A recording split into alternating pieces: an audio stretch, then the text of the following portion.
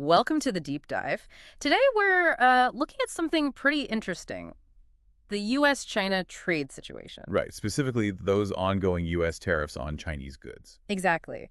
And how that whole dynamic is maybe unexpectedly opening doors for producers elsewhere. We're focusing particularly on Turkey today. hmm So our mission really is to understand how these, big geopolitical shifts create tangible opportunities. Opportunities for Turkish businesses specifically, trying to reach American consumers. That's the core question. How can they actually leverage this moment? Well, the first thing to understand is the disruption. These tariffs, as highlighted in sources like the New York Times, aren't temporary. The U.S. administration seems committed then. It appears so.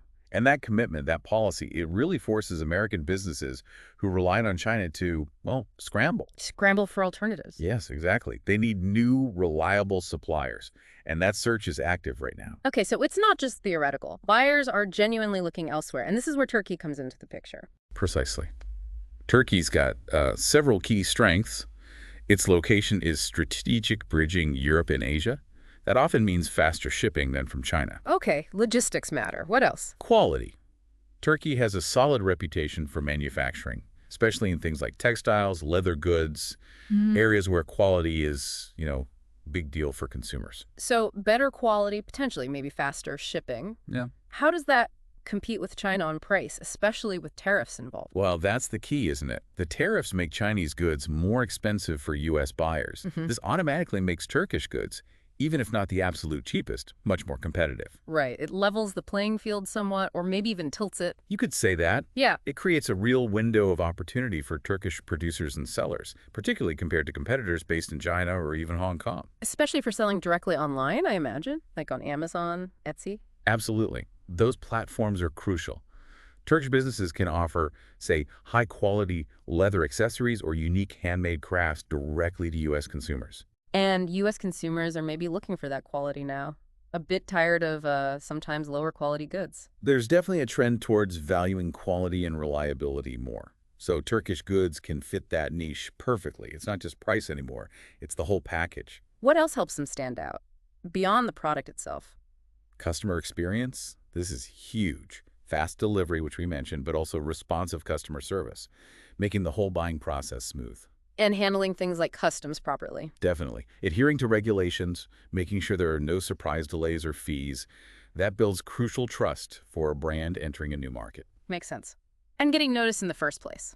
The U.S. market is crowded. Digital marketing is essential. Smart use of social media, content that resonates with U.S. consumers, maybe even partnerships with local U.S. distributors to speed things up further. Okay, so a multi-pronged approach. Now, you mentioned China and Hong Kong sellers facing increased costs. Is it just the tariffs? Not entirely. There are also some recent U.S. tax regulations that specifically impact e-commerce companies based there. Ah, so it's a double whammy almost. Tariffs and new tax rules. Kind of, yes. It puts additional financial pressure on them, making Turkish brands on platforms like Amazon and eBay look even more attractive from a cost perspective. That's a significant advantage. Now, we also heard about a specific project, eSalesBox. Tell us about that. Right, eSalesBox.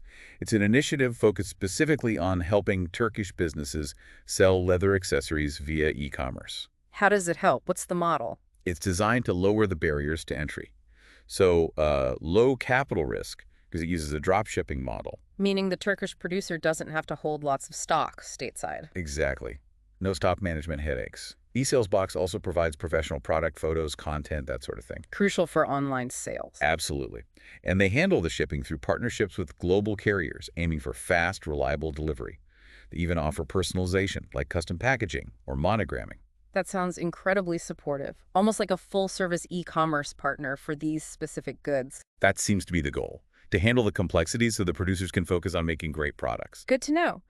For anyone listening who might be interested, the contact details we have are +90 212 343 2075, or the mobile +90 543 343 2074, and email info@esalesbox.com. Yes, they seem quite keen to collaborate. Okay, so let's try and wrap this up. What's the big picture here, the main takeaway for our listener? I think the key thing is that these U.S.-China trade tensions, these tariffs, Yeah. They aren't just abstract economic news. They're actively creating real, concrete opportunities. Opportunities for businesses in places like Turkey. Right. To bypass traditional routes and reach U.S. consumers directly, especially using e-commerce, the landscape is genuinely shifting. It really shows how global events ripple outwards in unexpected ways.